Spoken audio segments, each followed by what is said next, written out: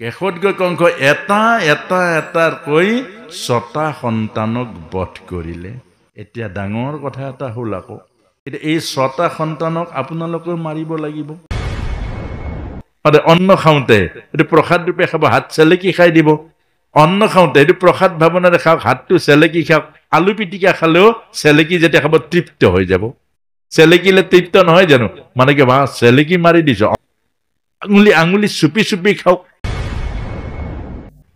ভাগৱত আহিলে যিমান মহাপুণ্য হয় মহাপাপো হয়। আকৌ ইয়াত যদি ভুল কৰে মহাপাপ হ'ব, ৰাস্তাত ভুল কৰিলে পাপ হ'ব, ইয়াত ভুল কৰিলে মহাপাপ হ'ব। আৰু ইয়াত যদি পুণ্য হয় বৈকুণ্ঠ পাব। ইয়াৰ পুণ্য হ'ল ভগৱত পুণ্য, ইয়াত পুণ্য হ'ল ভগৱত পুণ্য, ই বৈকুণ্ঠ পাব, জীৱন মুক্ত হ'ব। গতিকে আপোনালোকক জনাইছো, সুখদেৱ মহাৰাজে পৰীক্ষিতক বাৰে বাৰে কৈছে যে পৰীক্ষিত, এতিয়া আমি 10ম স্কন্ধত প্ৰৱেশ কৰিম ঈশ্বৰৰ লীলাত। গতিকে ঈশ্বৰৰ লীলা বহিৰ মনেৰে বহিৰ ভাৱনাৰে বিচাৰ নকৰিব।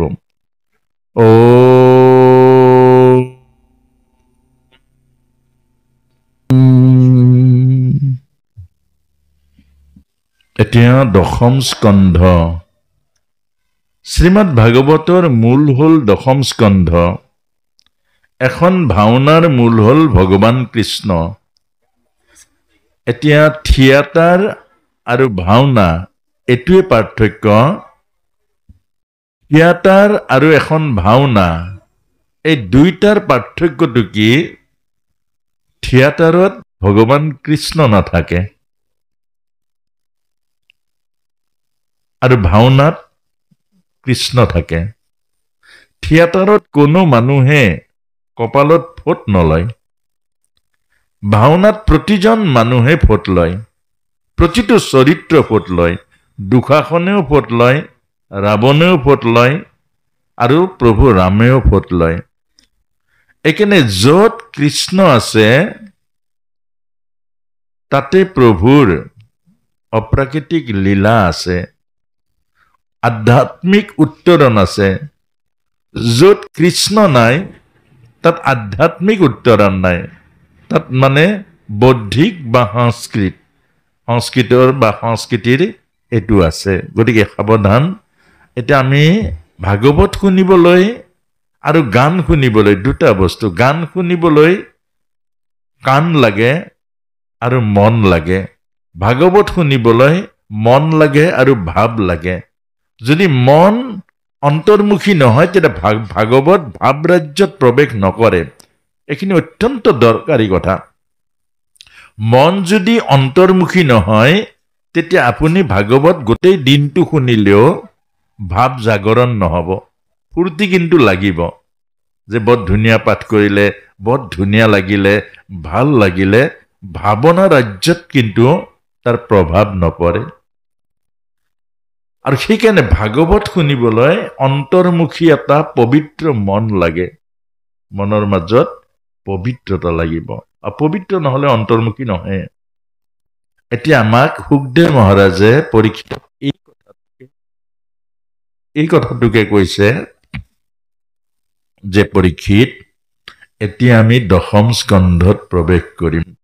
আৰু 10ম স্কন্ধ এইকাৰণে 10মত নিছে ঈশ্বৰক। ঈশ্বৰক প্ৰথমতে উলিয়াব পাৰিলেহেঁতেন, কিন্তু ঈশ্বৰক প্ৰথমতে উলিয়াব পাৰিলেও ঈশ্বৰৰ দৰ্শন পালেও দৰ্শন নহ'ব, ঈশ্বৰৰ কথা শুনিলেও ঈশ্বৰৰ ভাৱনা নাহিব। কেলে বাৰু? মা যশোদাক দুবাৰ বিশ্বৰূপ দৰ্শন কৰাইছে, কিন্তু মা যশোদাই ঈশ্বৰ বুলি চিনি পালে জানো? চিনি পালে ভয় খায় মা যশোদাই। কেলে? মোক ঈশ্বৰ নালাগে, মোৰ ল'ৰাটোক লাগে। ল'ৰাৰ মাজত খেলিম, ল'ৰাৰ মাজত মই ফুৰিম, ল'ৰাৰ মাজত হাঁহিম, ল'ৰাটোৰ মাজতেই মোৰ সৰ্বস্ব মৰম স্নেহ ভালপোৱা চুমা খোৱা ল'ৰাৰ মাজত পাম, ঈশ্বৰৰ মাজত নাপাম। সেইকাৰণে মা যশোদাই ঈশ্বৰ কোনোবাই যদি কয়ও যে এয়াই কৃষ্ণ ঈশ্বৰ, মা যশোদাই ভয় খায় যে মোৰ ল'ৰাটো ঈশ্বৰ হ'ব নালাগে, মোৰ ল'ৰা হৈ থাকিব লাগে। আপুনি ময়ো ভয় খাওঁ। আপোনাক মোক ভাগৱতে কৈছে আপুনিও ঈশ্বৰ ময়ো ঈশ্বৰ, আপোনাৰতো আত্মা আছে, ময়ো আত্মাই হ'ল পৰমাত্মা। আমাৰ হৃদয়ত আত্মা আছে, আমাৰ প্ৰতিটো আপোনাৰ সন্তানৰ মাজতো আত্মা আছে, আপুনিও ঈশ্বৰ ময়ো ঈশ্বৰ। কিন্তু আমি ভয় খাই যাওঁ, ঈশ্বৰ হ'ব নিবিচাৰোঁ। কেলে? মানৱীয় লীলাবোৰ, মানৱীয় খাদ্যবোৰ, মানৱীয় চিন্তাবোৰ চব হেৰাই যাব ঈশ্বৰ হোৱাৰ লগে লগে। ধৰিব পাৰিছেনে? ঈশ্বৰ যদি হয় আপুনি মোৰ ল'ৰা বুলি কাক ক'ব? অৰ্থাৎ দুটা সুখ আছে, এটা সংসাৰিক সুখ, সংসাৰিক সুখক পুত্ৰৰূপে ভাল পায়, পৰমাৰ্থিক সুখটো ঈশ্বৰ ৰূপে ভাল পায়, আত্মাৰূপে ভাল পায়। এইটো কথাটো অলপ বুজিবলৈ টান, পৰমাৰ্থ কথা যে, দৰ্শন যে। আমি ঈশ্বৰৰূপে ভাল পাবলৈ, আমি ঈশ্বৰৰূপে ভাল পালে আমি দেহৰূপে এৰা খাই যাম। আপোনাৰ ল'ৰাটো মোৰ ল'ৰা, এইটো মোৰ ল'ৰা, ই ডক্তৰ, মোৰ ল'ৰা এইটো, ই ইঞ্জিনিয়াৰ, মোৰ ল'ৰাটো সৰুতে এনেকুৱা আছিলে, মোৰ ল'ৰাটো, এইটো কৈ ভাল লাগে। এই কৈ ভাল লগাটো আপোনাৰ হেৰাই যাব। সংসাৰখন যে এইখিনি মোৰ মাটি, এইখিনি মোৰ ঘৰ, এইটো মোৰ বাৰী, এইটো মোৰ এনেকুৱা, মই অমুকত চাকৰি কৰোঁ, মোৰ ল'ৰাটো এতিয়া PhD কৰি আছে, এইবোৰ কৈ ভাল লাগে নালাগে? যদি ঈশ্বৰ হৈ যায় এইবোৰৰ পৰা হেৰাই যাব। সেইকাৰণে ঈশ্বৰ হ'বলৈ মানুহ ভয় কৰে। ঈশ্বৰ হ'লে সংসাৰৰ সুখটো হেৰাই যাব। এতিয়া আমি আহিছোঁ দশম স্কন্ধ। দশম স্কন্ধত আমাক ভগৱান কৃষ্ণৰ জন্ম দেখুৱাইছে। এতিয়া আমি মূল ভাগৱতৰ যিটো বেদান্তৰ দৰ্শনৰ, তাত আকৌ জন্মৰ কাৰণটো দেখুৱাইছে। তাৰমানে কাৰণ নহ'লে কোনো কাৰ্য নহয়। ধৰিব পাৰিছেনে? আপোনাৰ দুখ হৈছে, আপোনাৰ কষ্ট হৈছে, কাৰণ এটা আছে। কষ্টটো আপুনি চিন্তা কৰিলে গোটেই জীৱনটো কান্দিব, কিন্তু কাৰণটো যদি বিচাৰি পায় আপুনি সুখ পাব। আপোনাক কোনোবাই হিংসা কৰিছে, কিয় হিংসা কৰিব, এই উত্তৰটো আপুনি গোটেই জীৱনটো উলিয়াব নোৱাৰে। তাৰমানে ওচৰৰ মানুহঘৰৰ লগত আপোনাৰ শত্ৰুতা হৈ থাকিব, আপুনি উলিয়াব নোৱাৰে, অৰ্থটো উলিয়াব নোৱাৰে। ধৰিব পাৰিছেনে? কিন্তু আপোনাৰ যদি কাৰণটো উলিয়াই লয়, সেইকাৰণে জ্ঞানীৰ শত্ৰু নাই কোনো, অজ্ঞানীৰ পদে পদে শত্ৰু। জ্ঞানীৰ কিয় শত্ৰু নাই? জ্ঞানীয়ে কাৰণ উলিয়ায় আৰু অজ্ঞানীয়ে কাৰ্যটোত লাগি ধৰে। এটা হ'ল কাৰ্য, এটা হ'ল কাৰণ। এতিয়া কাৰ্যটোৰ অন্তৰালত কাৰণ এটা আছে। অৰ্থাৎ আপোনাৰ ল'ৰাটোৱে খোজ কাঢ়িব পৰা নাই, আপোনাৰ এইটো মনত দুখ হ'ব, কিন্তু কিয় খোজ কাঢ়িব পৰা নাই আপুনি উলিয়াব নোৱাৰে। কিন্তু যদি ওলাই যায় তেতিয়া এই কিয়টোৰ উত্তৰটো ওলাই যাব। নহ'লে কিয় মোৰ ল'ৰাটো এনেকুৱা হ'ল, মোৰ ল'ৰাটো কিয় এনেকুৱা হ'ল, মোৰ ল'ৰাটোহে ভগৱানে এনেকুৱা কৰিলে, মোৰ ল'ৰাটো কোনোবাই যাদু কৰিলে, মোৰ ল'ৰাটো কি কাৰণত এনেকুৱা হ'ল, মাকৰে দোষ আছিলে নেকি, মুঠৰ ওপৰত আপোনাৰ সেই কিয়টোৰ উত্তৰটো উলিয়াব নোৱাৰে। আৰু যেতিয়ালৈকে কিয়ৰ উত্তৰ নল'ব তেতিয়ালৈকে আপোনাৰ দুখৰ অন্ত নপৰিব। কিন্তু যদি আপুনি যিদিনা কিয়ৰ উত্তৰ পাই যাব, সেইদিনা আপোনাৰ দুখ নাথাকে। অমুকটো কাৰণত মোৰ ল'ৰাটো অমুক হৈ গ'ল, বাছ ফুল ষ্টপ পৰিলে। এই কথাটোকে আমাক বুজাইছে। এতিয়া ভগৱান কৃষ্ণ যে জন্ম পালে, কিয়, কোনে জন্ম দিলে? এতিয়া প্ৰশ্নটো সেইটো আহিলে। কাৰণ ভগৱানটো অজন্মা, ভগৱানৰতো জন্ম নাই। অজন্মা ভগৱানক জন্ম কোনে দিলে? ভগৱানটো বৈকুণ্ঠ বা গোলকত থাকে। গোলকত থকা ভগৱানে আকৌ কেনেকৈ জন্ম ললে, কিয় জন্ম ললে? এইটোৱে শৌনক আদি ঋষিৰ 6টা প্ৰশ্নৰ এটা প্ৰশ্ন আছিলে যে ভগৱান ধৰাধামত কিয় জন্ম পালে, কোনে জন্ম দিলে? আদি সত্য যুগত প্ৰিন্সি আৰু সুতপা নামে এহাল ৰজা ৰাণী আছিলে। প্ৰিন্সি সুতপা ৰজাৰাণী আছিলে, তেওঁলোকে বিবাহ পাশত আবদ্ধ হল দুয়ো, নৱ প্ৰজাপতি। ব্ৰহ্মাই কলে যে তোমালোকে এতিয়া বিবাহ পাশত আবদ্ধ হলা, এতিয়া তোমালোকে প্ৰজা সৃষ্টি কৰা। অৰ্থাৎ আমাৰ বিবাহৰ মূল উদ্দেশ্য হল প্ৰজা। প্ৰজা মানে সন্তান। আগতে সন্তান বুলি নকয়, আগতে হল প্ৰজা সৃষ্টি কৰা। কেলে আগতে মোৰ নকৰে। বিবাহৰ উদ্দেশ্য হল, আৰু যিমান সন্তান বেছি জন্ম দিব তেওঁ প্ৰজাপতিয়ে, তেওঁহে প্ৰশংসাৰ পাত্ৰ। আগততো এটা ল'ৰা হলে ছোৱালীয়ে নিদিয়ে, আগৰ নাই গুৰিও নাই, তাক কেলে ছোৱালী দিম। জোৰোণত এথোকা তামোল দিয়ে, কেলে দিয়ে? তামোলৰ ঠোকাৰ নিচিনা ল'ৰা ছোৱালী হওক, হয় নহয়? তামোলত ঠোকাৰ নিচিনা ল'ৰা ছোৱালী হওক, এইকাৰণে দিয়ে। যিমান ল'ৰা ছোৱালী, এটা এটা পৰিয়ালৰ আগতে এটা এটা ফুটবল টিম হয় নাই? এটা এটা ফুটবল টিম দৰকাৰ নাই কেলে? সেই কথাটো এতিয়া সেই কথাটোৱে ব্ৰহ্মদেৱে কলে।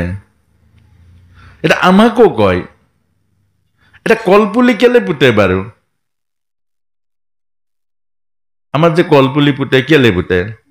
অৰ্থাৎ আমি ধৰ্মৰ তত্ত্ববোৰ নজনা কাৰণে, কোনোবাই কলে অৰ্থ নাই নুপুতিবা, আমাৰ অৰ্থ নাই নুপুতো। কোনোবাই কয় অৰ্থ আছে পুতা, আমি পুতো। আমি নুপুতাটোও নাজানো, পুতাটোও নাজানো।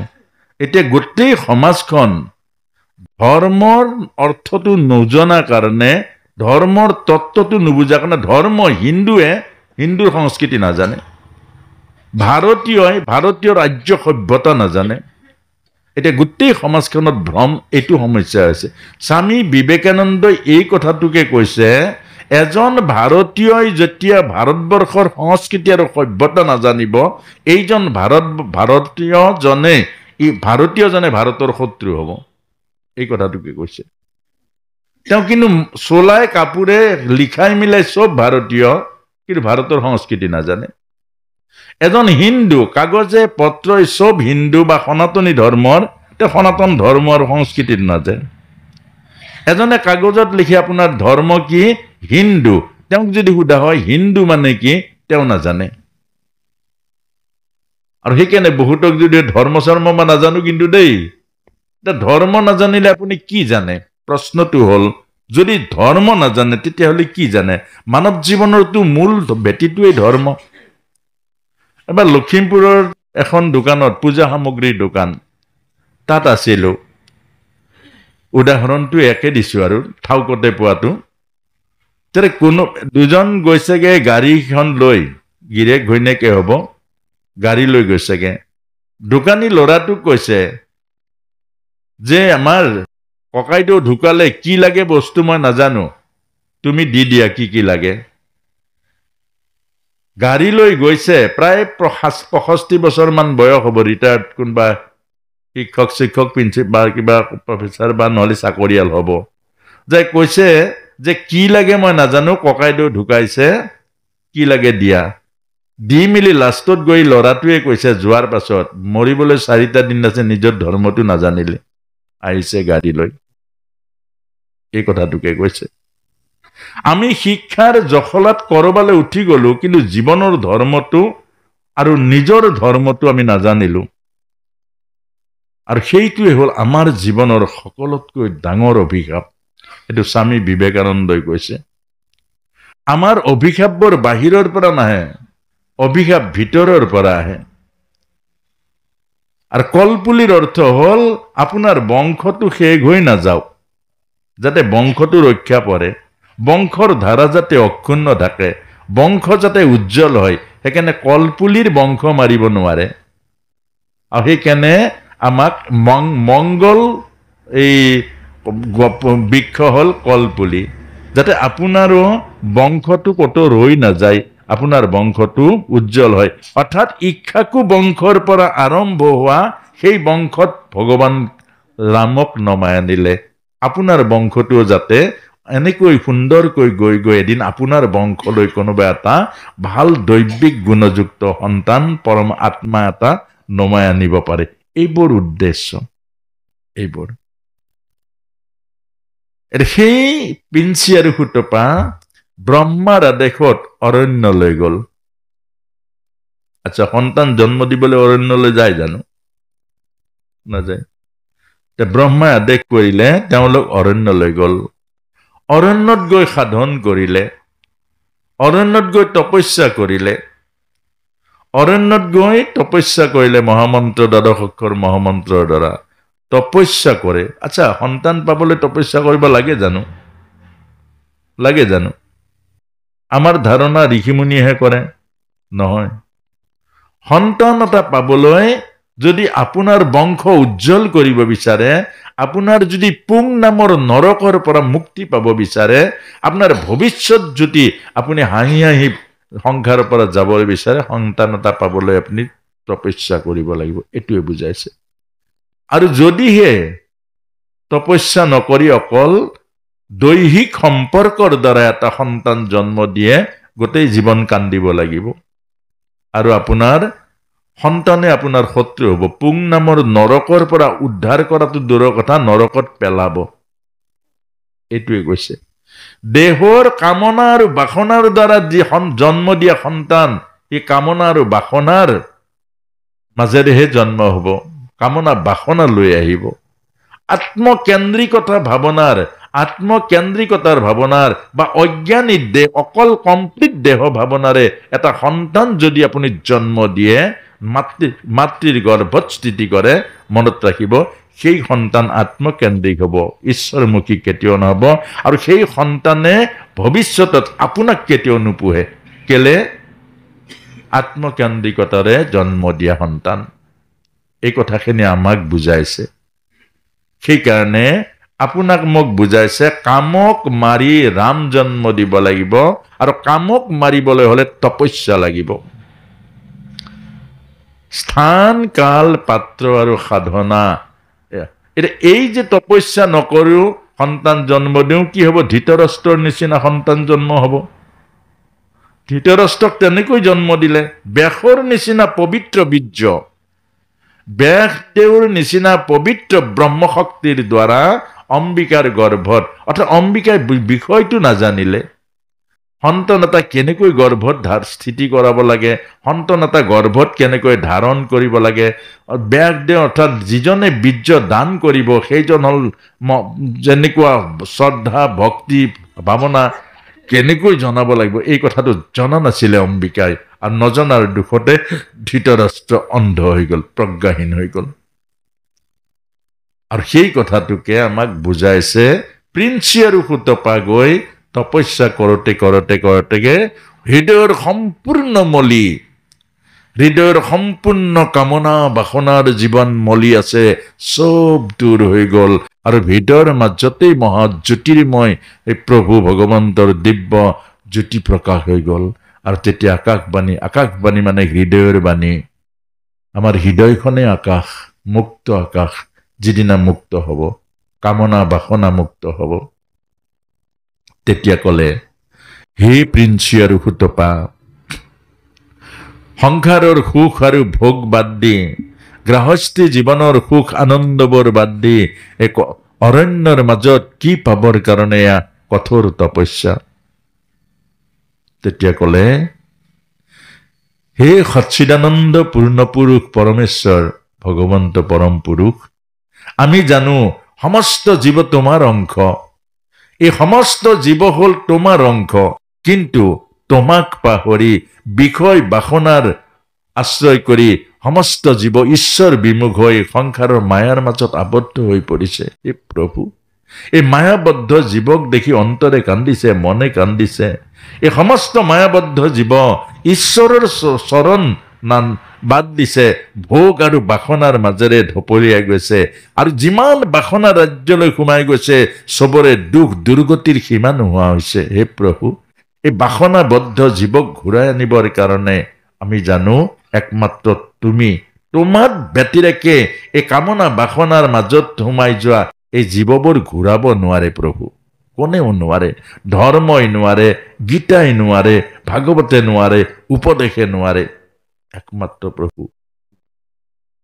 আৰু সেই কাৰণে এই সমস্ত ঈশ্বৰ বিমুখ জীৱৰ কাৰণে তোমাক পুত্ৰ ৰূপে পাবলৈ কৰিছো কামনা।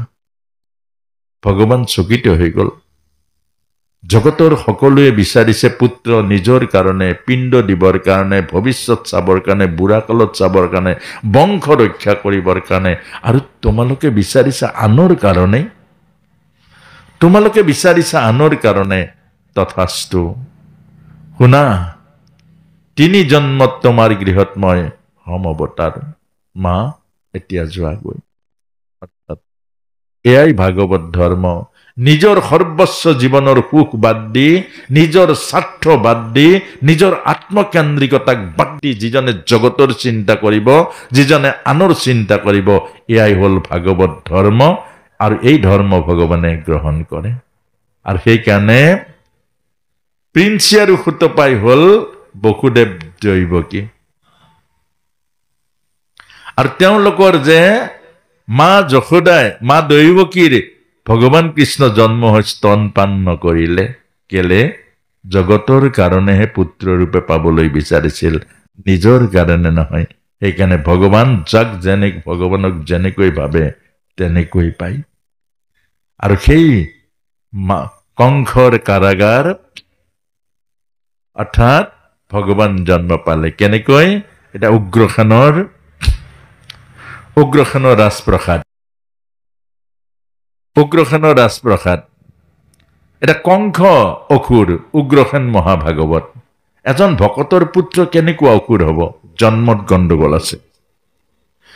এজন ভকতৰ সন্তান যদি অসুৰ হয়, মনত ৰাখিব জন্মত গণ্ডগোল আছে। এইটোকে বুজাইছে আমাৰ। পিতৃৰ মুখখন চাব পাৰিব পুত্ৰৰ মুখৰ মাজত। অৰ্থাৎ এটা পুত্ৰ সন্তান গৰ্ভত যেনেকৈ স্থিতি কৰে আৰু সন্তান তেনেকৈ হয়। যদি পুত্ৰ যদি অত্যাচাৰী হয়, মনত ৰাখিব সেই অত্যাচাৰ ভাৱনাৰে, সেই সংকল্পৰে নাৰীৰ গৰ্ভত বীৰ্য স্থিতি কৰিছে। এইটোৱে ডাঙৰ কথা। আমাক সেইটোৱে কৈছে। যেতিয়াই ব্ৰহ্ম শক্তি স্থিতি কৰিব মাতৃৰ গৰ্ভত, তেতিয়াই সন্তান জন্ম হয়। আৰু যেতিয়া পৃথিৱীলৈ আহে 10 মাহ বয়স লৈ আহে। এইটো ডাঙৰ কথা। আমাৰ সংসাৰী মানুহে এইটো নাজানে। আমাৰ সংসাৰী মানুহ ভাবে বহাগ মাহৰ 14 তাৰিখে মোৰ ল'ৰাটো জন্ম হৈছে। নাই হোৱা। বহাগ মাহৰ 14 তাৰিখে সি 10 মাহ 10 দিন পাৰ কৰি আহিছে মাতৃৰ গৰ্ভত। অৰ্থাৎ 10 মাহ 10 দিনৰ আগৰ এটা দিনত সি জন্ম হৈছে। এইটো ডাঙৰ কথা। আৰু সেই 10 মাহ গৰ্ভত পালন কৰা, সেইটো বহুত ডাঙৰ কথা। সি গৰ্ভতে চব শিকি আহে। অভিমন্যুই গৰ্ভতে শিকিলে, প্ৰৱেশ শিকিলে, প্ৰস্থান নিশিকিলে। সেইকাৰণে মৰি থাকিলে। চক্ৰবেহু মানে কি? সংসাৰখনেই চক্ৰবেহু, য'ত জন্ম আছে মৃত্যু আছে। আৰু ইয়াৰ পৰা ওলাবৰ জ্ঞানটোৱে হল পৰমাৰ্থ জ্ঞান।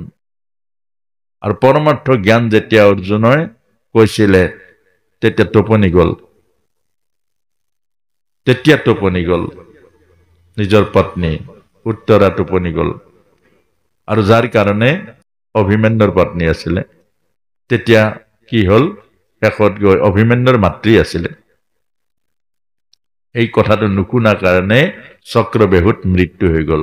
আৰু আপোনাক মোকো কৈছে, মাতৃৰ গৰ্ভত যদি আমি আধ্যাত্মিক জ্ঞান নাপাওঁ, মাতৃৰ গৰ্ভত যদি আমি আধ্যাত্মিক জ্ঞান নাপাওঁ, মাতৃয়ে যদি সেই আধ্যাত্মিক জ্ঞান নিদিয়ে, অকল সংসাৰৰ ভৌতিক জ্ঞান দিয়ে, টিভিৰ পৰা জ্ঞান দিয়ে, চিৰিয়েলৰ পৰা জ্ঞান দিয়ে, শাহু বোৱাৰীৰ পৰা জ্ঞান দিয়ে গৰ্ভতে, তেতিয়া সেই সন্তানটোক ধৰ্ষণ হত্যা কৰিবৰ কাৰণে বেলেগকৈ ট্ৰেইনিং দিব নালাগে। তাৰ ট্ৰেইনিং গৰ্ভতে হৈ যায়। মাতৃৰ চিন্তা, মাতৃৰ ভাৱনা, মাতৃৰ আচৰণ গোটেই সি গৰ্ভতে এই 10 মাহত লৈ আহে। কেলে? সেই সময়টো হল সমাধিযুক্ত সময়। সেই 10 মাহত যি পায় চুলি এডালৰ সমান নাপাহৰে। কিন্তু সংসাৰত কি যি পায় 1% মানুহ মনত থাকে, তাতকেও কিজানি কম থাকে। সেইকাৰণে সংসাৰত শিকাটো পাহৰি যায়, গৰ্ভত শিকাটো এক বিন্দুও নাপাহৰে। এই কথাটোকে বুজাইছে। এইবোৰ জ্ঞান আজি আমাৰ সমাজত জানে জানো? আজি নৱপ্ৰজন্মই জানে জানো? এই বোৱাৰীসকলে জানে জানো? আমি নৱপ্ৰজন্মক পদে পদে দুখ দিছো, তেওঁলোকক গালি পাৰিছো, বিপৰীতমুখী হল, তেওঁলোক নষ্ট হ'ল, কিন্তু জ্ঞান দিছো জানো? সেইকাৰণে আমি ভাবো যে এই যুৱ প্ৰজন্ম দুখী নহয়, দুখী হ'ল বাপেক মাক, পিতৃ মাতৃ দুখী। যি পিতৃ মাতৃয়ে সন্তান জন্ম দি আধ্যাত্মিক জ্ঞান নিদিলে, যি পিতৃয়ে সন্তান জন্ম দি আধ্যাত্মিক জীৱন দৰ্শন নকৰালে, যিখন সমাজৰ গুৰি ধৰোতাসকলে এই সমাজখনক আধ্যাত্মিক ৰাস্তাটো নেদেখুৱালে, যিখন গাঁৱৰ উন্নয়ন সমিতিয়ে আধ্যাত্মিক যুৱ প্ৰজন্মক আধ্যাত্মিক শিক্ষা কিহৰ উন্নতি কৰিছে, কি উন্নয়ন কৰিছে? নামঘৰবোৰ পকা হৈছে, টাইলছ হৈছে, হলে কি হ'ব? আধ্যাত্মিক জীৱন হৈছে জানো? নামঘৰ টাইলছ হলে, মাৰ্বল পাথৰ লগালে আধ্যাত্মিক হয় জানো? গাঁৱৰ উন্নয়ন মানে কি? আমাৰ যুৱ প্ৰজন্মক আধ্যাত্মিকভাৱে উন্নয়ন কৰিব লাগিব, চৰিত্ৰৰ দিশভাৱে সিহঁতক সুন্দৰ কৰিব লাগিব। সিহঁতৰ বুকুৰ মাজত পিতৃদেৱ ভৱ, মাতৃদেৱ ভৱ, অতিথি দেৱ ভৱ, শ্ৰীমন্ত শংকৰ গুৰুজনাৰ প্ৰতি হৃদয়ৰ পবিত্ৰ ভাৱনা জগাই তুলিব লাগিব, তেতিয়াহে আধ্যাত্মিক উন্নতি হ'ব। আৰু সেই কথাটোৰে আমাক এই কথাখিনি কৈছে যে প্ৰিন্সি আৰু কুটপাৰ মাজেৰে এই কাহিনীটোৰ মাজেৰে আনিছে।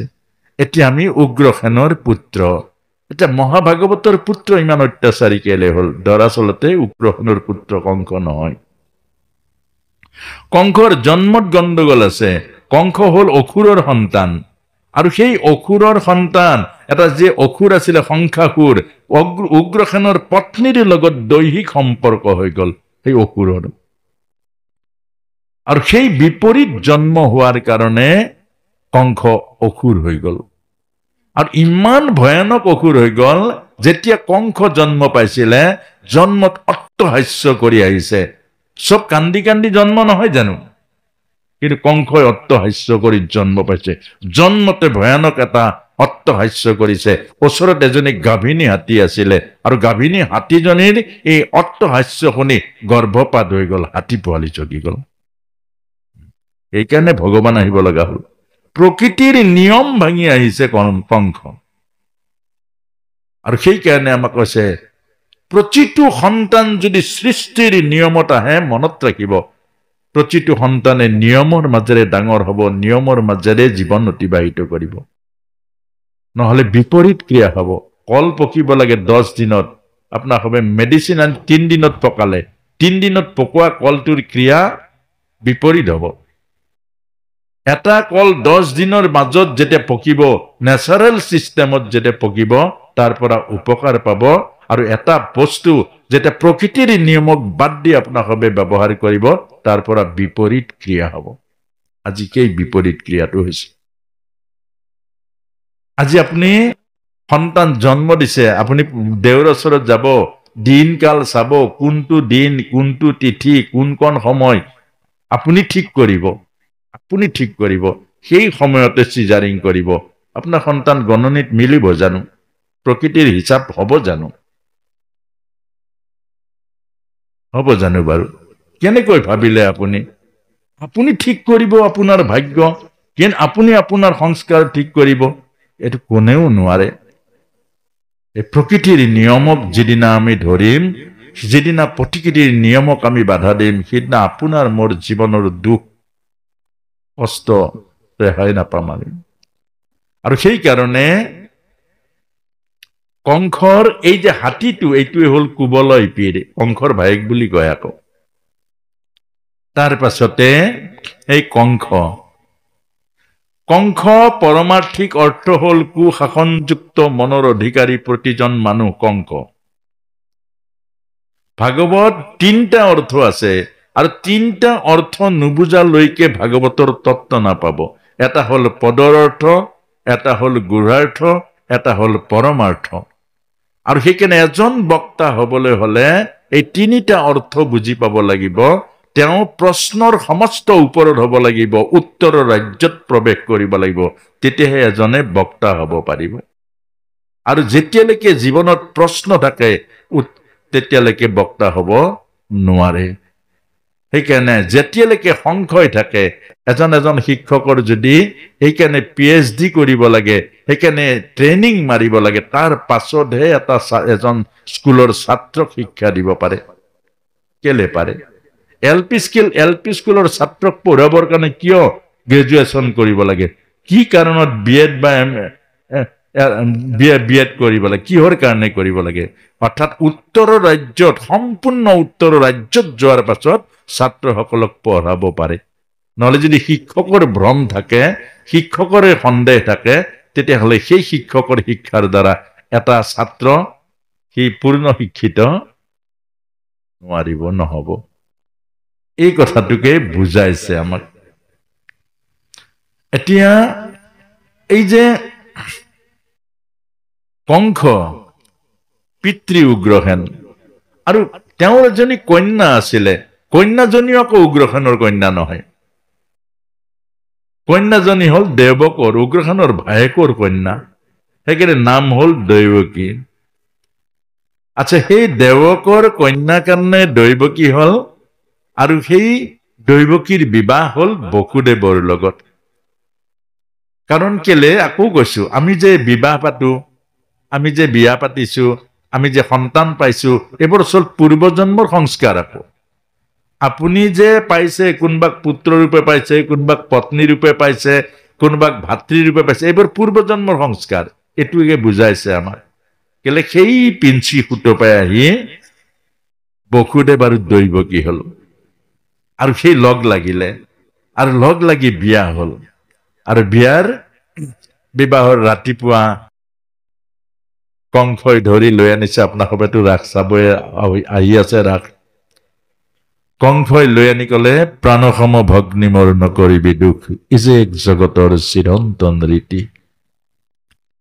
বসুদেৱ মিত্ৰ মোৰ, মথুৰাৰ ৰাজ কাৰেং শূন্য কৰি তুলি দিছো এই ৰত্নটি। ছোৱালী হল ৰত্ন, যত থাকে উজ্বলাই ৰাখে, কন্যা হল ৰত্ন। আৰু মথুৰাৰ ৰাজ কাৰেং শূন্য কৰি তুলি দিছো এই ৰত্নটি। নিচে আজলি তাই পিতৃ মাতৃৰ মৰমত ডাঙৰ দীঘল হৈছে, আৰু তাইৰ শতদোষ ক্ষমা কৰিবা। আই দৈৱকী, বিবাহৰ এই তোৰ মধুৰ ক্ষণত দিবলৈ আছে মোৰ অনেক ঐশ্বৰ্য, কিন্তু আই এইবোৰ এতিয়া তোক প্ৰয়োজন নাই। খুব ধ্যান দি শুনিব, প্ৰয়োজন নাই। কেলে, ধন ঐশ্বৰ্য বিভূতি জড়জগতৰ সম্পদেৰে এখন ভাল ঘৰ, এটা ভাল সন্তানৰ জননী হব নোৱাৰে।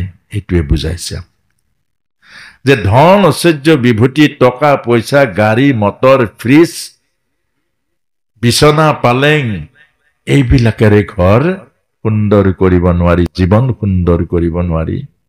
সেয়েহে দিছো তোক এই দাদাৰৰ হিয়া ভৰা আশীৰ্বাদ, আশীৰ্বাদে হল জীৱন। এই আজি বৰ্তমান বিবাহৰ এই মহান উদ্দেশ্যটো পাহৰিছে। আকৌ এতিয়া আশীৰ্বাদটো কোনেও নলয় বিয়া পাতি। আশীৰ্বাদ লবলৈ যাব লাগিব আপুনি প্ৰেজেণ্টটো লৈ। কন্যাগৰাকীয়ে কৰবাত বহি থাকিব সিংহাসনত, আপুনি প্ৰেজেণ্টটো দি নমস্কাৰ দিব লাগিব, আপোনাক তথাস্তু বুলি কব। কোনোবা কন্যাই কেতিয়াবা ভকতৰ ভৰি চুই সেৱা কৰা, বা এজন আহিলে উঠি গৈ মাত লগাই সেৱা কৰা দেখিছে জানে? এতিয়া আশীৰ্বাদ লবলৈ যায় প্ৰতিজন বিবাহত যোৱা নিমন্ত্ৰিত অতিথিয়ে সেৱা কৰা দেখিছে জানো? আজিকালি নতুন বস্তু এটা ওলাইছে, প্ৰতিটো পৰিয়াল যাব, একবাৰ সেলফি উঠাব আপোনাক। সেইটোৱে আৰু অভ্যৰ্থনা মানে সেইটো। কিন্তু সেৱা কৰা, শ্ৰদ্ধা কৰা, ভক্তি কৰা।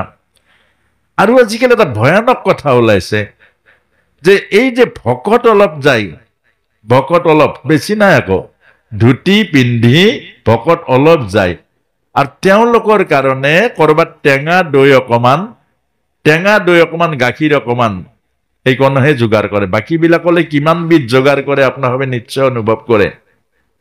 সেই ভকত কিজন, ভকত যিখিনি ভকতে আশীৰ্বাদ দিব, যিখিনি ভকতে আশীৰ্বাদ দিব, তেওঁলোকৰ কাৰণে টেঙা দৈ অকমান বা কিবা অকমান গুড় অকমান ৰাখিব, আৰু বাকী সকলৰ কাৰণে কেইবিধ ৰাখিব ঠিকনা নাই। মই প্ৰত্যক্ষ দেখিছো।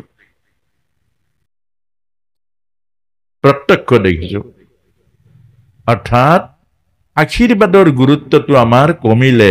সেইকাৰণে ভাগৱতত প্ৰথম কৈছে আশীৰ্বাদে এখন ঘৰ পাতিব পাৰি, আশীৰ্বাদে এটা পৰিয়াল নিৰ্মাণ কৰিব পাৰি, আশীৰ্বাদৰ পৰা এটা ভাল সন্তান নমাই আনিব পাৰি। আশীৰ্বাদেহে আমাৰ জীৱনৰ প্ৰগতিৰ মূল। আৰু তাৰ পাছতে বল কালকেতুক কৈছে যৌতুকৰ বাবে 2400 হস্তি, 15,000 ঘোঁৰা আৰু 200 সুন্দৰী দাসী সাজু কৰা আছে নে? বোলে সাজু কৰা আছে। এই কথাটো এইকাৰণে কৈছো, ৰাস হ'ল ভাগৱতৰ অংশ। আজিকালি ৰাসবোৰৰ যিবিলাক ৰোল কৰে, ৰোলবোৰ ডাইলগবোৰ চব ভাগৱতৰ, কিন্তু ৰাসো প্ৰফেশ্যন হৈ গ'ল। এতিয়া ৰাসো থিয়েটাৰৰ নিচিনা হৈ গ'ল। এই যে ডাঙৰ ডাঙৰ থিয়েটাৰ যেনেকৈ কণ্টেক্ট হৈ গ'ল, আজি ৰাসবোৰো আজিকালি কণ্টেক্ট হৈ গ'ল। আপোনালোকে প্ৰতিখন ৰাসত চাব বেয়া বস্তুটো নোখোৱাকে ৰোল নকৰে। আৰু বেনাৰত থাকিব শ্ৰী শ্ৰী কৃষ্ণ লীলা, তাত কিন্তু ৰাসৰ মঞ্চত পাব অকল কংস লীলা। কংসটোৱে চাবলৈ যায়, কৃষ্ণ কোন কৈছে নাচায়। মহাৰাসৰ কৃষ্ণ কোনে লৈছে নাচায়, গোপী চাবলৈ নাথাকে, অকল কংস লীলা। আৰু উদ্যোক্তাসকলে অকল কংসত গুৰুত্ব দিয়ে, গোপী কোন নাচিছে এইটো দৰকাৰ নাই, কোনোবা নললে হ'ব। অনন্ত শয্যাৰ কংস যিজনে কৃষ্ণ কৰে, সেইজনে লং পেণ্ট পিন্ধি অনন্ত শয্যাত কৰে, মুখখনহে ওলাই থাকিব। এইবোৰ বাস্তৱ জীৱনৰ কথা কৈ আছো। আপোনালোকক এইকাৰণে ক'ব লগা হৈছে যে বৰ্তমান সময়টো ভয়ানক সময়। আজি ভাগৱতৰ ফল আমি নাপাওঁ যে, আজি গীতাৰ ফল আমি নাপাওঁ যে, আজি সকামৰ ফল আমি সেৱাৰ ফল নাপাওঁ যে, কেলে নাপাওঁ? চব আছে ইয়াত। কোনো কলিয়ে ভাগৱতৰ ফল মোহাৰিব নোৱাৰে, কোনো কলিয়ে গীতা নষ্ট কৰিব নোৱাৰে, কোনো কলিয়ে নাম নষ্ট কৰিব নোৱাৰে। ইয়াত কোনো শক্তি নাই, কিন্তু আমি তাক অপপ্ৰয়োগ কৰিছো। যেনেকৈ কৰিব লাগে, আমি যেনেকৈ ৰাখিব লাগে, যেনেকৈ তাক পালিব লাগে, এইটো নকৰাৰ কাৰণে আজি আমাৰ জীৱনৰ এই দুৰ্যোগ ভৰাইছে। আৰু তাৰ পাছতে ক'লে বোলা ৰথত সাৰথি হৈ মই আগবঢ়াই থৈ আহিম। এইটো নিয়মে। ভায়েকজনী ভনীয়েকজনী কিমান এটা নতুন ঘৰলৈ যাব, কেনেকৈ যাব, এইটো ককায়েক বা ভায়েক যোৱাটো এইটো নিয়ম। ৰথৰ লেকামত ধৰিলে সাৱধান কংস, যি দৈৱকীৰ বিবাহ পাতি মহাসমৰে আনন্দত আত্মহাৰা তই, সেই দৈৱকীৰ গৰ্ভজাত অষ্টম সন্তানে সংহাৰ কৰিব তোক অৱলীলাক্ৰমে। লগে লগে লেকাম এৰি দৈৱকীৰ চুলিত ধৰিলে, খাপৰ পৰা তৰোৱাল উলিয়াই ললে। অৰ্থাৎ কংসৰ মৃত্যু সেইদিনাই হল। আমাক বেদান্তই কৈছে, যি মুহূৰ্তত নাৰীৰ চুলিত ধৰিব, সেই মুহূৰ্তত শ্ৰী আৰু আয়ুস দুইটা নষ্ট হয়। সেইকাৰণে মনুৱাদী ঋষিয়ে কৈছে, কোনোদিন কেতিয়াও নাৰীৰ চুলিত নধৰিব। নাৰীৰ চুলিত ধৰি কুৰুকুল নষ্ট হৈছে। নাৰীৰ চুলিত ধৰাৰ কাৰণে ৰাৱণ বধ হৈছে। গতিকে এই কথাটোকে আমাক বুজাইছে, চুলিত কেতিয়াও নধৰিব। আচ্ছা, এতিয়া বসুদেৱে লগে লগে কৈছে, ৰবা ৰবা কংস, তোমাৰ মৃত্যু দৈৱকীত নাই, তোমাৰ মৃত্যু জন্মত আছে। কিন্তু আমি বোৰো সেই একেটাই, আমি বোৰো কংসৰ নিচিনা। আমিও মৃত্যু ভয়ত ত্ৰস্তমান, কিন্তু পাপলৈ ভয় নকৰো। এইটোৱে ডাঙৰ কথা। আমি প্ৰত্যেকে মৃত্যুলৈ ভয় কৰো। মৃত্যুলৈ কি ভয় কৰো? মৃত্যুটো মৰিবই। জাতস্বহী ধ্ৰুৱ মৃত্যু, ধ্ৰুৱ জন্ম মৃত চচা। যাৰ জন্ম আছে মৰিবই, আজি নহলে কালি মৰিব, মৰাটো খাটাং। মৰিবলৈ ভয় কৰে, পাপলৈ ভয় নকৰে। পাপ কৰিলে নৰকলৈ যাব, কোটি কোটি জন্ম মৰি মৰি জীয়াই থাকিব লাগিব। এইটোলৈ ভয় নকৰো, কিন্তু ভয় কৰো এই দেহটো এৰাটো। এইটোৱে আমাৰ দুৰ্ভাগ্য। বসুদেৱক সেই জ্ঞান কথাটো কৈছিলে বসুদেৱে, যে তোমাৰ মৃত্যু দৈৱকীত নাই, তোমাৰ মৃত্যু তোমাৰ জন্মত আছে।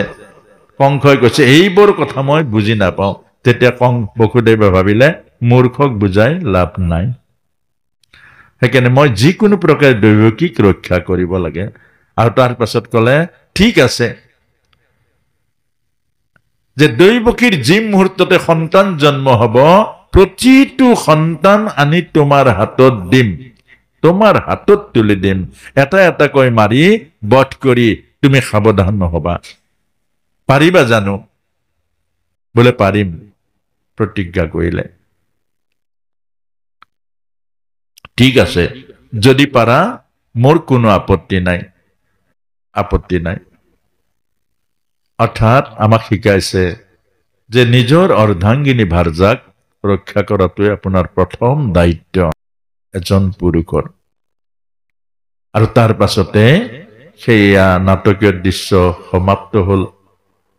আৰু সমাপ্ত হোৱাৰ পাছতে বসুদেৱ দৈৱকী গুচি গ'ল, নিজে নিজে গুচি গ'ল। আৰু দৈৱকীৰ প্ৰথম সন্তান জন্ম পালে, প্ৰথম সন্তান। অৰ্থাৎ আধ্যাত্ম জীৱনটো কিমান ত্যাগৰ জীৱন আপোনালোকে কল্পনা কৰিব নোৱাৰে। আমাক ভাগৱতে শিকাইছে। এতিয়াৰ আধ্যাত্ম জীৱনটো কেনেকুৱা, চব খাবও পাৰিব, কৰিবও পাৰিব, এইটো নহয়। আধ্যাত্ম জীৱনটো হ'ল ত্যাগৰ জীৱন, ভোগৰ জীৱন নাই। যেতিয়ালৈকে ভোগ থাকিব আধ্যাত্মিক জীৱনৰ সোৱাদ নাপাব। যেতিয়ালৈকে ঘৰ এৰিব নোৱাৰিব পৰৰ সুখ কেনেকে পাব, যেতিয়ালৈকে নিজৰ পৰিয়ালক ভাল পাব আনক ভাল নাপায়, ভক্তি কেনেকে হ'ব? ভক্তি হবলৈ হলে খবৰেৰ নিচিনা চণ্ডালনিক বুকুত সাবটি ল'ব পাৰিব লাগিব, তেতিয়া বুজিব ভক্তি হ'ল।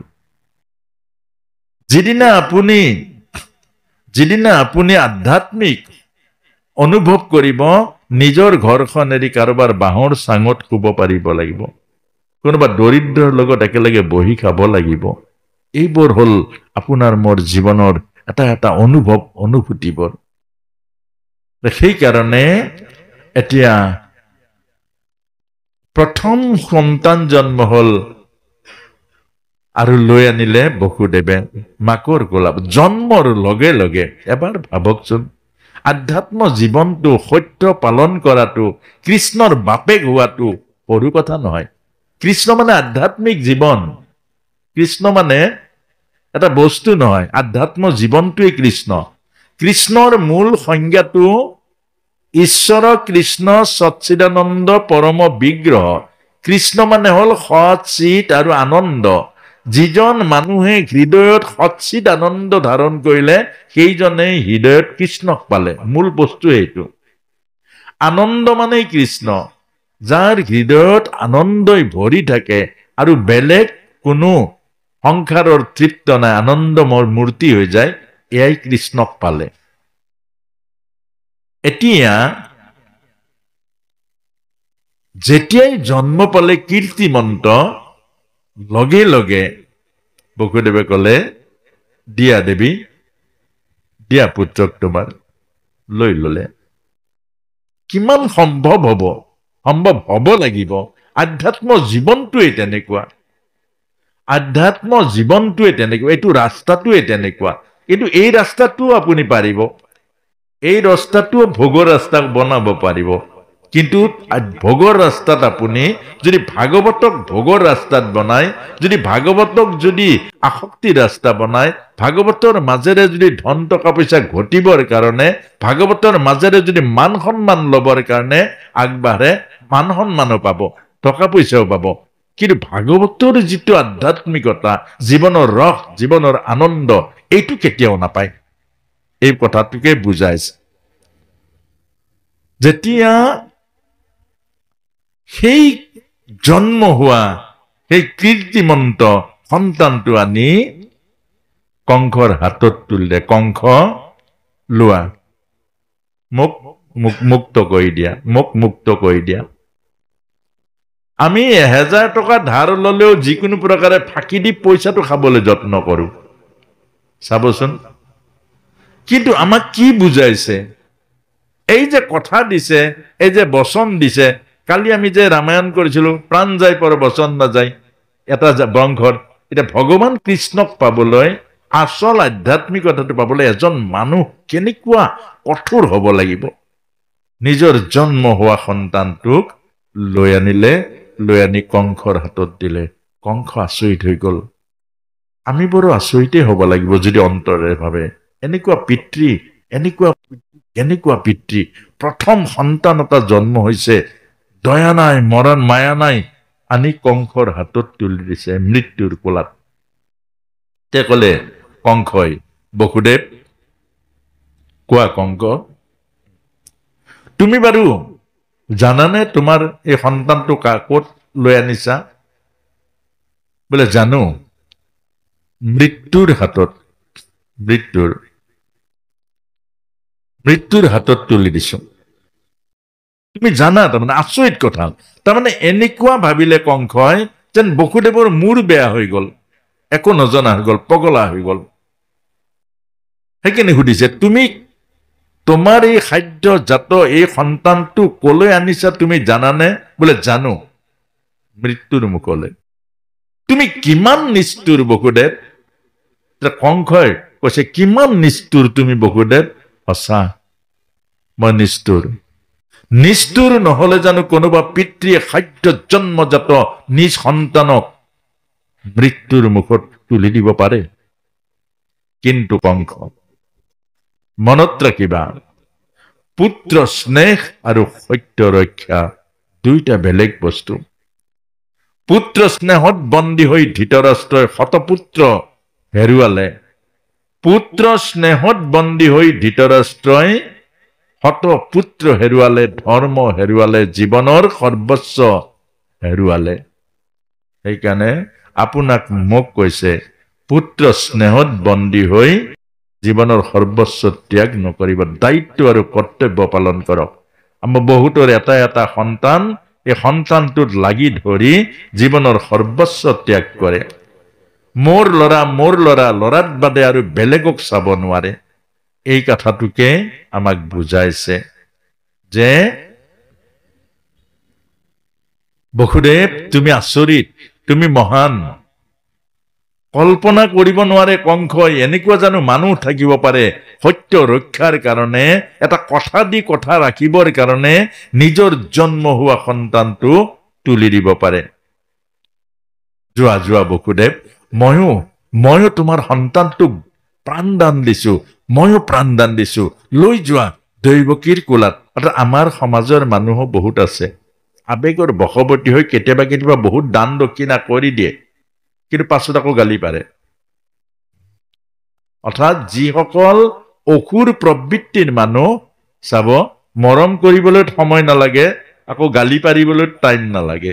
এইটোৱে হল কংস, এইটো হল আসুৰিক প্ৰবৃত্তিৰ মানুহ। কংসই কলে, ময়ো দান দি দিছো, তুমি যেনেকুৱা মহান ময়ো মহান বুলি হবৰ কাৰণে দান দি দিছো। যোৱা, লৈ যোৱা, লৈ যোৱা মোৰ ভনী দৈৱকীৰ কোলাত শুৱাই দিয়াকৈ। তাৰ পাছতে অৰ্ডাৰ দি দিলে, ৰাজ্যত আনন্দ কৰা, মোৰ ভগ্নী আজি মাতৃ হল, মই আজি মাতুল হলো। তাৰ পাছতে আনন্দৰ মাজত সোমাই আহিলে নাৰদ মুনি। কংস, কিহৰ আনন্দ? বোলে দেৱৰ্ষি, মই মাতুল হলো, মোৰ ভগ্নী দৈৱকী মাতৃ হল। আৰে মাতৃ হল মানে তোমাৰ প্ৰাণবৈৰী? আৰে নহয় দেৱৰ্ষি, প্ৰথম সন্তান। আৰে কি কথা কোৱা তুমি, একেবাৰে অজ্ঞানী হে কংস। ফুল এপাহ উলিয়ালে, লগে লগে এইফালৰ পৰা গণিলে এইটোৱে প্ৰথম, এইফালৰ পৰা গণিলে এইটোৱে অষ্টম, মতিভেদ হৈ গল। সেইকাৰণে আমাক বুজাইছে, আধ্যাত্ম নোহোৱা মানুহ প্ৰতিজন মতিছন্ন, মতিভেদ কৰিবৰ কাৰণে টাইম নালাগে। ঘৰত গৈ কাৰোবাৰ ঘৰত কিবা এটা খুৱাই দিলে, নাম নকওঁ কি খুৱাই দিয়ে, কম জানো নামটো নকওঁ, ব্যাসপীঠত কব নাপায়। কিবা এটা খুৱাই দিয়াৰ লগে লগে আহি বাপেককে উভতি ধৰিব, কাজিয়া লাগে নালাগে? আকৌ কোনোবাই অকমান মৰম চৰম কৰি যদি উপায়ো, তই ইমান ধুনীয়া, তোৰ বাপেৰ মাৰ ঠিক নহয়, তোক এনেকুৱা, মোৰ এনেকুৱা লাগে, তোক দেখিলে মনটো, ছোৱালী দিবৰ কাৰণে ধান্দা কৰে। তাৰ পাছতে গৈ এইজনীহে আপোন, সেইজনী গল আৰু। আধ্যাত্ম নোহোৱা মানুহৰ মন ডলাৰ বগৰী, কোনো স্থিৰতা নাই। মনত ৰাখিব, আধ্যাত্মহীন মানুহক বিশ্বাস নকৰিব, শিৱ ভগৱানে পাৰ্বতী মাক কৈছে। সেইকাৰণে আজি যে আমাৰ সমাজখনক আধ্যাত্মিক এইকাৰণে কৰিব লাগে, আধ্যাত্মহীন মানুহক কেতিয়াও বনৰ স্থিৰতা নাই, ভৰসা নাই। আৰু শেষত গৈ কংসই এটা এটা এটাকৈ 6টা সন্তানক বধ কৰিলে। কেইটা? 6টা। এতিয়া ডাঙৰ কথা এটা হল, আকৌ আচল কথাটো এতিয়াহে হল। ভাগৱত শুনিবলৈ যে আহিলে, আচল কথা এতিয়া লাগিলে। আৰু এতিয়া এই 6টা সন্তানক আপোনালোকে মাৰিব লাগিব, এইটোৱে ডাঙৰ কথা। এতিয়া ভাগৱত এই কথা, জ্ঞান কথা শুনাটো টান, পাঠটো কিন্তু সুন্দৰ। পাঠটো আপোনাৰ শুনিবলৈ মন গ'লে শুনিব, নুশুনিলে মন গ'লে নুশুনিব, এবাৰ উঠি যাব, চাহ খাব, এবাৰ তামোল খাব, আপত্তি নাই, সেইটো শুনিলে একো গণ্ডগোল নাই। কিন্তু এতিয়া আপোনাৰ সবে গণ্ডগোলটো কি? প্ৰেক্টিকেল। ভাগৱত শুনা মানে, জ্ঞান লোৱা মানে প্ৰেক্টিকেল। BSc সেইকাৰণে নপঢ়ে বহুতে, প্ৰেক্টিকেলটো আছে। এতিয়া গণ্ডগোল লাগিলে আৰু। এতিয়া এই ছটা সন্তানে হ'ল কাম, ক্ৰোধ, লোভ, মোহ, মদ, মাৎসৰ্য। কংস মানে হ'ল মন, কুশাসনযুক্ত মনে হ'ল কংস, যাৰ মন অহংকাৰে শাসন কৰিছে। চাবচোন, মই বহুত অহংকাৰী, আকৌ মই নামাতো বুলি ক'লে নামাতো। অলপ কান্দ নেকি বাৰু? অলপ নেকি? এইটো অলপ গাঁঠি নেকি? চিকলিৰ গাঁঠি খুলিব পাৰিব, তলাৰ গাঁঠি খুলিব, মই নামাতো। এতিয়া আপোনাক সবক এই কথাটো কৈছে যে এই ছয় ৰিপু মানে কি? ৰিপু মানে শত্ৰু। ধৰিব পাৰিছেনে? এতিয়া আজিৰ পৰা আই মাতৃসকলে এই কথাটো বুজিলে হ'ল, আমাৰ শত্ৰু বাহিৰত নাই, আমি বাহিৰৰ শত্ৰুৰ লগত যুঁজো। এইটো ভুল। বাহিৰত শত্ৰু নাই। আৰু ৰাস্তাৰে গৈ আছে আপুনি, কোনোবা এজনক মাতিলে, হেৰা ক'ৰ পৰা আহিলা, মুখটো ফুলাই গুচি গ'ল। আচ্ছা, আপুনিতো খং কৰিব নাই? তাক মাতিলো, কি নামাতিলে তাক, আৰু আজিৰ পৰা নামাতো।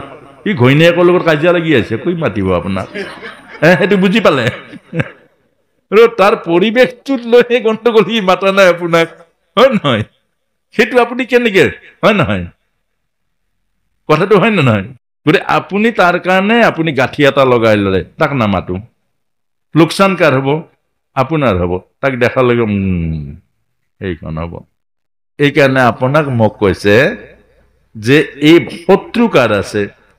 আপোনাৰ মনত যদি অহংকাৰ নাথাকিলেহেঁতেন আপুনি সেই তেনেকুৱা নকৰে। সি নামাতিব পাৰে, আপোনাৰ ল'ৰাটোও কেতিয়াবা নামাতে, মাতে জানো?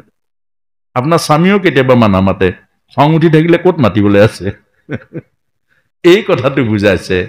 লোভ আমাক কৈছে, গৃহস্থী বৈষ্ণৱ মাৰ্গত দুবাৰ অন্ন নুখুজিব, দুবাৰ খুজিলে লোভে চল পাই যাব। এবাৰ দিছে, এবাৰতে সন্তুষ্ট। এবাৰ যি দিছে, অন্ন দিয়া গৰাকী হ'ল মাতৃ, মাকে পেটৰ জোখ জানে। সেইকাৰণে আমাক কৈছে, যিমান দিছে এবাৰ, সেইকণতে এই যিমান দিছে সিমানতে সন্তুষ্ট হ'ব লাগিব। ইয়াকে কৈছে বৈষ্ণৱ সাধনা। এইটো বৈষ্ণৱ সাধনা। মোহ মানে কি? দেহ ভাৱনাৰে ল'ৰা ছোৱালীক নাচাব, আত্মাৰ অংশ সিহঁত। আত্মা ভাৱনাৰে চাব, দায়িত্ব আৰু কৰ্তব্য, তেতিয়া মোহ মৰিব। কাম অৰ্থাৎ কাম কেতিয়া মৰিব? পুত্ৰাৰ্থে ক্ৰিয়তে ভাৰ্যা, সন্তান জন্ম দিবৰ কাৰণে ভাৰ্যাক ব্যৱহাৰ কৰিব, তেতিয়া কাম মৰিব, ৰামৰ জন্ম হ'ব। ক্ৰোধ কেতিয়া মৰিব? প্ৰভুৰ নাম ল'ব, অখণ্ড নাম ল'ব। অন্তৰে এনে আকাশ পাতাল বহি চিন্তা কৰে, ভিতৰত নাম চলি থাকিব। যিটো ভাল পায় সেইটো ল'ব। নাম ল'বলৈ গুৰুৰ প্ৰয়োজন নাই। আৰু মাত্ৰ প্ৰয়োজন এটাই কথা, এই ভয়তে বা গুৰুৰ আশ্ৰয় কৰিলে নামটো অলপ বেছি জোৰ হ'ব। নিজে নিজে কৰিলে কি হ'ব? এৰা ধৰা হ'ব। দুদিনমান ধৰিব, তাৰপিছত এৰা খাব। সেইকাৰণে নাম মন্ত্ৰ ল'বলৈ গুৰু লাগিব, আকৌ মন্ত্ৰ নহ'ব।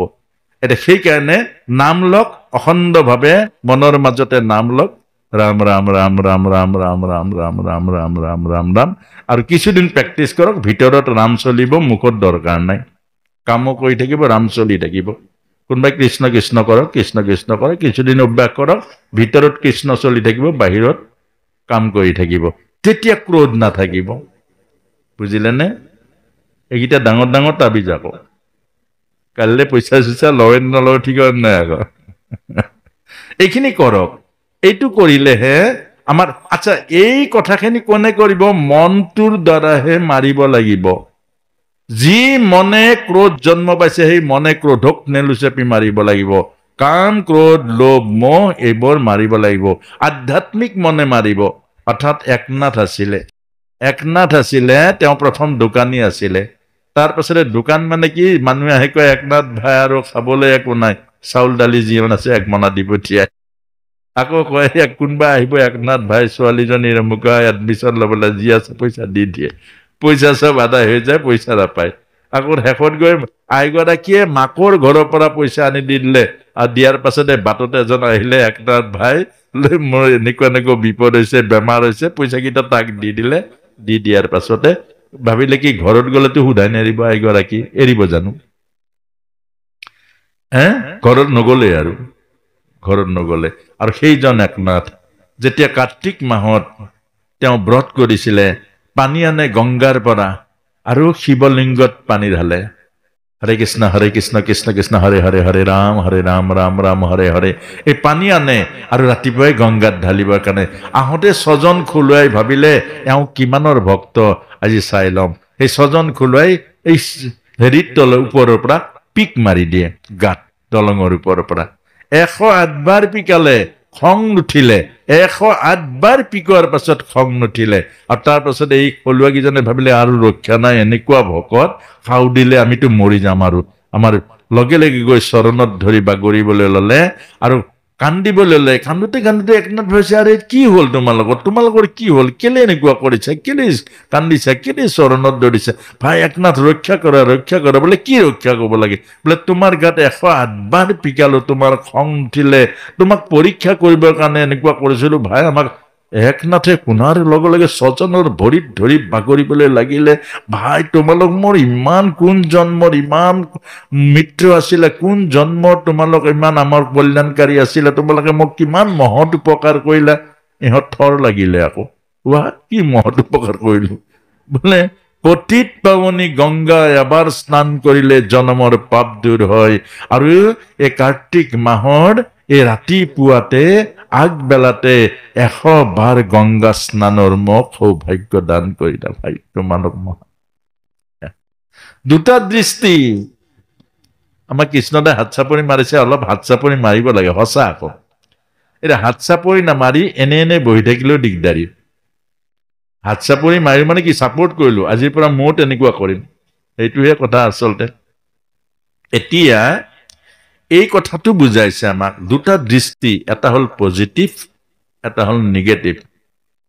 মাজে মাজে এটা কথা কওঁ, ভালো লাগে আকৌ। এজন ৰামায়ণৰ প্ৰবচন কৰা মানুহ পণ্ডিত স্বামীজী আছিলে, বহুত সুন্দৰ ৰামায়ণৰ প্ৰবচন কৰে। আৰু এজন বহুত ধনী মানুহ আকৌ, বহুত ব্যৱসায় কাৰবাৰ আছে, সময় নাপায়। সময় নোপোৱা সকলেও কিন্তু এই ভাগৱতলৈ যাবলৈ মন যায়, কিন্তু তেওঁক এনেকুৱাকে বান্ধি ৰাখিছে যাব নোৱাৰে। আৰু দোকানো এনেকুৱা মানে বন্ধ কৰাৰ ব্যৱস্থা নাই, উপায় নাই। কি হল, पंडित दिन रास्ता रे गल, अरे पंडित जी थोड़ा सा रुकिए पंडित जी। बोले क्या हुआ भाई? अरे पंडित जी आप इतना सुंदर रामायण का प्रवचन करता है, आपको हजारों लोग आपका प्रवचन सुनता है। ठीक है सुनता है तो इतना को मुख की कारण तो रखाली है। बोले पंडित जी मेरे को भी आपका रामायण का प्रवचन सुनने के लिए बहुत जीस आते है, बहुत मन लगता है, लेकिन क्या है, उधर उधर प्रोग्राम हो रहा है, तुम जाओ। बोले पंडित जी टाइम नहीं है, हमारा बड़ा कारोबार है ना, वो तो टाइम नहीं। अरे टाइम नहीं है तो मत सुनो। अरे नहीं पंडित जी एक काम कीजिए ना। बोले क्या?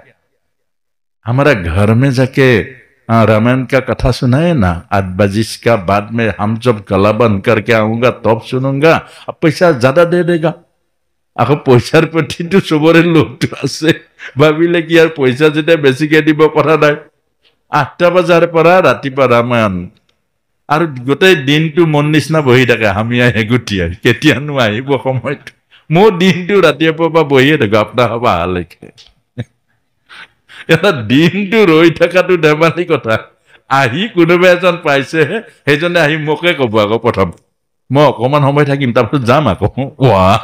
এজন যেন তেনকে প্ৰভুৱে পঠিয়াইছে, আকৌ কৈছে বোলে অকমান থাকিম যাম। এতিয়া সেই পণ্ডিতে বহি আছে, ৰামায়ণ শুনি আছে, আপোনাৰ খবৰ নিচিনা শুনি আছে, হাত চাপৰিও নাই, মাতো নাই, বোলো নাই, শুনি। अब पंडित मने मने चिंता ला, अरे ये समझता है कि नहीं, इतना हम तो रामायण तो सबरी माँ का पास गया है, कितना कितना सुंदर सुंदर कहानी सुनाया है, ये तो कुछ नहीं करता, हाथ ताली भी नहीं मारता है, हाँ भी नहीं करता है, हूँ भी नहीं करता है। उसको समझ में आया है कि नहीं? पंडिते भाभी ऐसे भाभी ठाकोते ठाकोते 5 दिन गोल से पंडित जी हाँ क्या है बातें पूछो हाँ पूछो पूछो अरे तुम ऐसे बैठते रहता है कुछ भी नहीं करता है कम से कम हाथ ताली तुम्हारो पूछो क्या है पंडित जी राम रख्या जाए ना रावण रख्या जाए भगवान पंडितर टिकनी एकदम पूरा खारा हो गए टिकनी पंडिते बेचारे इमान जे रामायण कथा दशरथ जी का कथा राम जी का कथा सीता मैया का कथा लक्ष्मण जी भरत भैया अरे कितना कितना सुंदर कथा है ओ सबरी मैया का पहरी का गुहक संदल का हाँ कितना सा सुंदर सुंदर कथा ये बोलते हैं राम राक्षस न रावण राक्षस न सुनो भैया राम भी राक्षस नहीं है रावण भी राक्षस हम राक्षस है बोले हम राक्षस है तुम जैसा अलग अद्ध को सामने में बैठा के ये रामायण कथा सुना के रामायण का भी मर्यादा हानि हो गया और मेरे को टाइम बर्बाद कर दिया तुम्हारा दक्षिणा नीचे जय राम जी की टपोला बांधिले रामायण का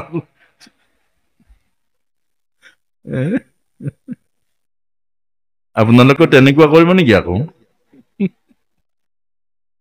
এইটোৱে হল আমাক কৈছে আমাৰ মন সদায় আজিৰ পৰা এইটো কাম কৰিবচোন আগতে মই ভাবিছিলো সঁচা শত্ৰু বাহিৰত আছে বুলি ভাবিছিলো আৰু যেতিয়ালৈকে বাহিৰৰ শত্ৰুৰ লগত যুঁজিব চুলি এডালৰ সমানো আপুনি ৰেহাই নাপাব আকৌ কৈছো বাহিৰত কোনো শত্ৰু নাই বাহিৰৰ শত্ৰু বলে আপোনাৰ উপকাৰ আমাক যিমান হাজাৰ চকুৱে চাই থাকে সেই কাৰণে ভয়তে কেতিয়াবা আমি সিজিলকে থাকো কবাত অকমান বেয়া দেখিব বুলি এতিয়া যে ইউটিউবত কেটামানে দিলে মোক নি শিৱসাগৰৰ এতিয়া আৰু ভয় সিটাখানে গাড়ী ট্ৰেইনত আহি আছো এজনে আকৌ আহি পেলে মোৰ ওচৰতে বহিছে আপুনি ইউটিউবত দেখো আকৌ আপোনাক ৱা ইয়াতো ট্ৰেইনত ওলালে তাৰমানে তাতো আপুনি ভালকৈ হাঁহিব নোৱাৰে তাতো আপুনি সাৱধান হ'ব লাগিব অৰ্থাৎ এই কথাটো কৈছে যে বগা সাজজৰা যিদিনা পিন্ধি ল'ব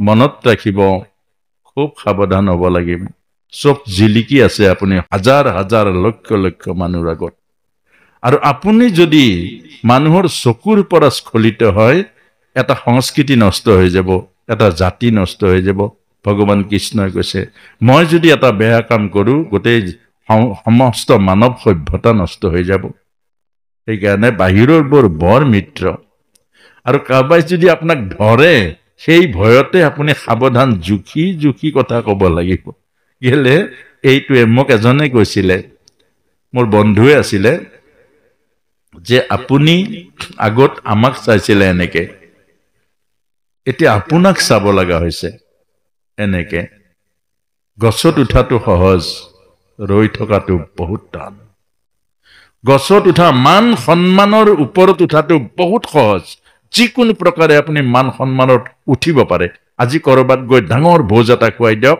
কৰবাত গৈ টকা 50,000 দি দিয়ক কৰবাত গৈ কিবা এটা কথা কৰি দিয়ক আপুনি বহুত ওপৰত উঠি যাব সমাজৰ কিন্তু ৰৈ থকাটো বহুত টান এই ৰৈ থকা সেই উচ্চ আসনখনত সেই মানুহে দিয়া সেই মৰ্যাদাৰ আসনখনত ৰৈ থকাটো বহুত টান আৰু সেই কাৰণে খুব সাৱধান এতিয়া আমাৰ এই 6 ৰিপু আজিৰ পৰা নিজৰ শত্ৰু ৰিপু মানে শত্ৰু লোভ মোহ কাম ক্ৰোধ মদ মৎসৰ্য এই 6টা হল জীৱৰ শত্ৰু আমি দৰাচলতে জীৱহে আমি মানুহ নহয় সংস্কৃতত ভূত বুলি কয় ভূত মানে প্ৰাণী মনুৰ পৰা অহা কাৰণে আমাৰ নাম কৰিছে মানুহ আমি মনুৰ বংশধৰ হেকে নাম হল মানুহ কিন্তু সংস্কৃতত চাব আমি প্ৰাণী ভূত কুকুৰকো ভূত ছাগলীকো ভূত গাহৰিকো ভূত আপুনি ময়ো ভূত সংস্কৃতৰ হেতু মূল সত্য আমি ভূত মানে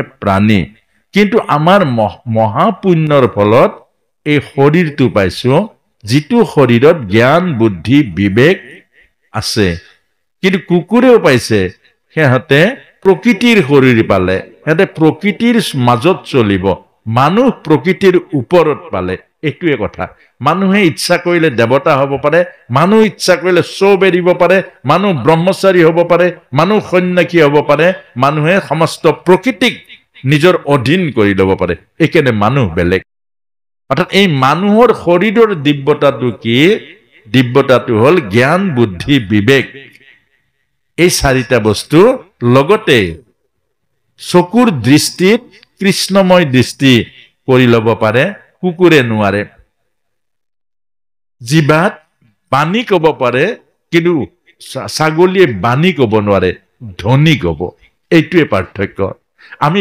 বাণী কম আৰু ছাগলী কুকুৰ গৰুৱে ধ্বনি ক'ব তাতে বাণী ক'ব নোৱাৰে সেইকাৰণে মানুহ সেইটো পাৰ্থক্য কেলে এই মানুহ জন্মটো মেচিয়ৰ প্ৰাণী সেইকাৰণে মানুহক ভগৱানে নাচাই নিজে চাব লাগিব গৰু মেচিয়ৰ নহয় গৰু হ'ল প্ৰকৃতিৰ অধীন সেইকাৰণে গৰুৰ পোৱালিটো জন্ম হৈয়ে সি থিয় হৈ গাখীৰ খাব পাৰে আৰু মানুহৰ পোৱালিটো জন্ম হৈয়ে সি থিয় হ'বলৈ উঠিবলৈ নোৱাৰে এই কথাটোৱে মনত ৰাখিব সেইকাৰণে আমাৰ মনৰ দ্বাৰা আপোনালোকে নিজে চাওকচোন আজিৰ পৰা বেয়া বস্তু নাখাওঁ আচ্ছা যিটো আপুনি বেয়া বুলি ভাবে কেলে খাব আপুনি কেলে খাব বাৰু বেলেগে কোৱাটো বাদ দিয়ক আপুনি যিটো ভাবিছে বেয়া সেইটো কেলে খাব আজি সংকল্প লওক বেয়া বস্তু নাখাওঁ মানে কি এটা মৰিলেই দেখোন অলপতে ইয়াৰ আগতে 2 দিন আগত ফুলবাৰীৰ পৰা আহিছো যিমান চাদাত টেমা আছিলে চব খুন্দি খুন্দি ভাঙি চব পেলাই দিলে তাৰমানে কি টাইম কিমান লাগিলে নেখাওঁ আকৌ আজি বুজি পালো আজিতো জ্ঞান পালো ইমান দিন পোৱা নাই জ্ঞান আজিতো জ্ঞান পালো আজি পৰা নাখাওঁ আকৌ জিভা আজিৰ পৰা বেয়া কথা নাপাতো আকৌ কালি কৈছিলো নাই হেল্ল'টো নাই কৃষ্ণ কোনে কৈছে কৃষ্ণ হ'ব দেই ৰাখিছো দেই হ'ব কৃষ্ণ আচ্ছা এজনে দুশ্মন হলেও বেয়া মাত মাতিব নোৱাৰে অভকত হলেও আপোনাৰ মাতটোতে লগে লগে সংযম হ'ল কিমান লাভ হ'ল আপোনাৰ কৃষ্ণ বুলি কোৱাতনো কি অসুবিধা আছে জানো কিবা অসুবিধা আছে নেকি আপোনাৰ ফোনটো কৰাৰ লগে লগে কৃষ্ণ বেয়া কথা ক'ব পাৰিবনে তেতিয়াহ'লে বেয়া কথাৰ পৰা ৰক্ষা পৰা মানে কি বহুত দেখোন ৰক্ষাই পৰিলে এই কথাটোকে বুজাইছে মনৰ দ্বাৰা কাম ক্ৰোধ লোভ মোহ মদ মৎসৰ্য এই 6 ৰিপুক প্ৰথম মাৰি লওক তেতিয়াহে বলৰাম আহিব বলৰামটো এইটো দৃষ্টিতহে বাহিৰত জন্ম ক'ত জন্ম হ'ব ভাগৱতৰ পৰা ওলাই আহিব নেকি বলৰাম আমাৰ ভিতৰৰ পৰা ওলাব আত্মবল এই বলৰাম নয়ম আত্মা বলহীন লভ্যতে যাৰ আত্মবল নাই সি আধ্যাত্মিক জীৱনত এক কদম যাব নোৱাৰে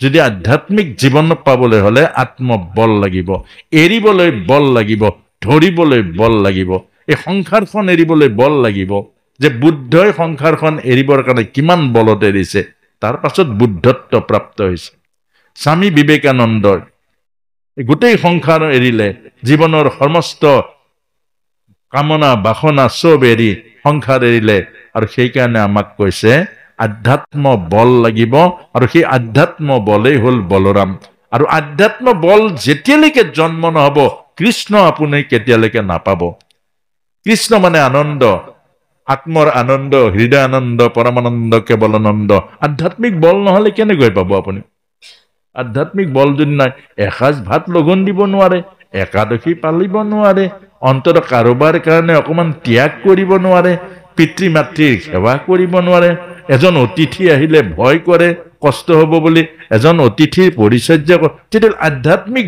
বল ক'ৰ পৰা আহিব আধ্যাত্মিক বল নহলে আকৌ ভগৱানক নাপায় ভগৱান মানে কি ভগৱান আনন্দ এই গোটেই সিজিলকে আপোনাক হ'ব কথাখিনি আমাৰ প্ৰেক্টিকেল আজিৰ পৰা কৰিবলৈ যত্ন কৰক চাব এমাহৰ পাছত ৰিজাল্ট পাব আপোনাৰ বুকুৰ মাজত আনন্দ হ'ব মন আনন্দ লাগিব মনত মানে নিগেটিভ কথা নাহিব সব পজিটিভ আহিব আৰু মুখখন আপোনাক হবে আইনাত চাবচোন আস্তে আস্তে মুখখন আনন্দ হ'ব আপোনাৰ সদায় মুখত হাঁহি এটা থাকিবই কেলে তৃপ্তি থাকিব সদায় অন্ন খাওঁতে এইটো প্ৰসাদ ৰূপে খাব হাত চেলেকি খাই দিব অন্ন খাওঁতে এইটো প্ৰসাদ ভাৱনাৰে খাওক হাতটো চেলেকি খাওক আলু পিটিকা খালেও চেলেকি যেতিয়া খাব তৃপ্ত হৈ যাব। চেলেকিলে তৃপ্ত নহয় জানো? মানে কি চেলেকি মাৰি দিছো, চেলেকি মাৰি দিছো, আপোনাৰ আত্মতৃপ্তি হৈ যাব। আঙুলি চুপি চুপি খাওক, তেতিয়া হজমটো হ'ব, আঙুলিৰ পৰা লেলাউটিবোৰ বেছি ওলাব। যেতিয়া আঙুলি চুপি চুপি খাব, লেলাউটি বাঢ়িব, হাত চেলেকিলি খাওক, তৃপ্তি পাব। যি কি বনাইছে দৰকাৰ নাই, আপুনি তৃপ্তিহে লাগে, হয় নহয়? এতিয়া কৈহে আছো, কৰিব নেকি? কৰিবচোন, কৰি চাওক, হয় নহয় বাৰু? এইটো কৰিব। আমাৰ এই কৃষ্ণ গোসাঁই আহি বহিলে অকমান বাঁহীটো মূলটো অকমান বজাই দিয়ে চবকে, খুব অকমান আনন্দ কৰক। এতিয়া ভগৱান কৃষ্ণ জন্ম পাব আৰু বলৰাম প্ৰভু এই জন্ম হোৱাৰ সময় হৈছে আৰু ৰোহিণীৰ গৰ্ভলৈ বলৰাম প্ৰভু ৰোহিণীৰ গৰ্ভলৈ আহিলে। মানে আধ্যাত্ম বল আপোনাৰ মোৰ জীৱনলৈ সাধনাৰ দ্বাৰা আহে। গতিকে আধ্যাত্ম বল আহিল যেতিয়া